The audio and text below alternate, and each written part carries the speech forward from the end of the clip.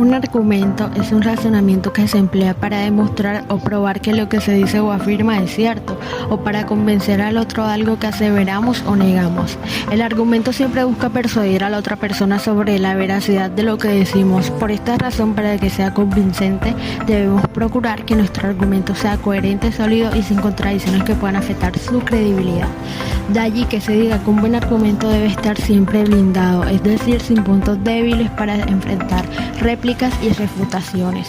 Un argumento sirve para probar un punto de vista en un texto, un debate, una investigación, como parte de un intercambio de ideas o para crear hipótesis que expliquen fenómenos o eventos.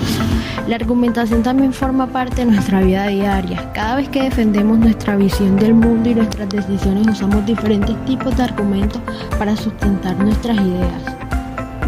Un argumento tiene tres componentes básicos: la tesis, que es una afirmación que sustenta el razonamiento. Por ejemplo, el consumo excesivo de azúcar es nocivo para la salud. Las premisas, que son los enunciados que sustentan o niegan la tesis.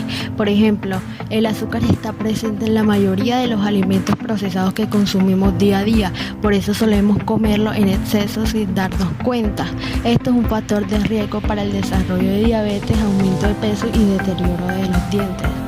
La conclusión, que es el enunciado que marca el fin del razonamiento, bien sea para afirmar o negar la tesis.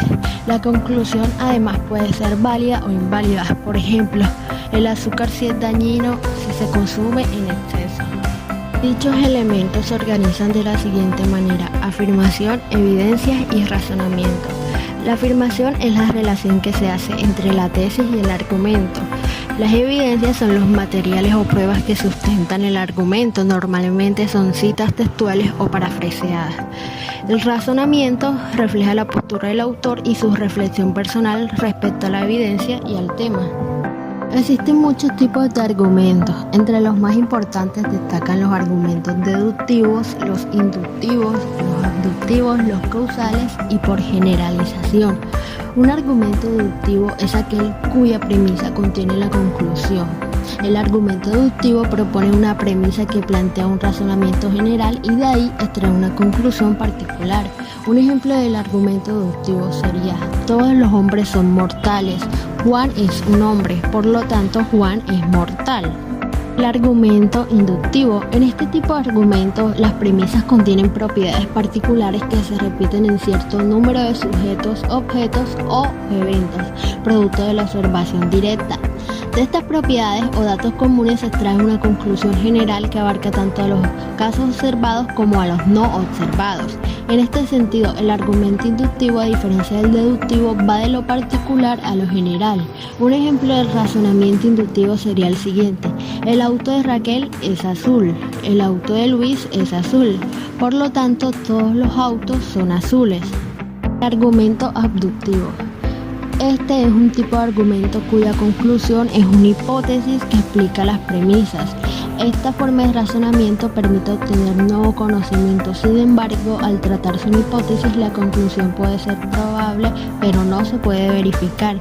Un ejemplo de este argumento sería: el muchacho va corriendo hacia la parada del autobús, seguramente va tarde a su trabajo.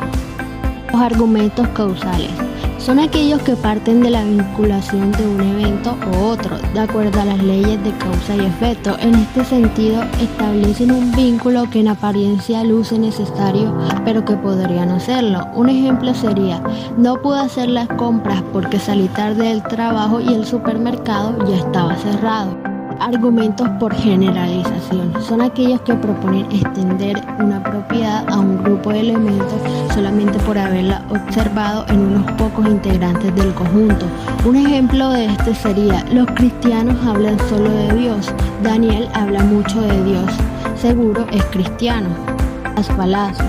Una falacia es un razonamiento no válido o incorrecto, pero con apariencia de razonamiento correcto. Es un razonamiento engañoso o erróneo, pero que pretende ser convincente o persuasivo. Todas las falacias son razonamientos que vulneran alguna regla lógica. En ocasiones las falacias pueden ser muy sutiles y persuasivas, por lo que se debe poner mucha atención para detectarlas. Que un argumento sea falaz no implica que sus premisas o su conclusión sean falsas, ni que sean verdaderas. verdaderas. Un argumento puede tener premisas y conclusiones verdaderas y aún así puede ser falaz. Lo que hace falaz un argumento es la invalidez del argumento en sí. Existen varios tipos de falacias. Entre los más comunes encontramos la falacia por generalización apresurada. Esta falacia extrae y afirma una conclusión a partir de premisas insuficientes, extendiendo el razonamiento a todos los casos posibles. Por ejemplo, papá ama el brócoli, mi hermana ama el brócoli, toda la familia ama el brócoli.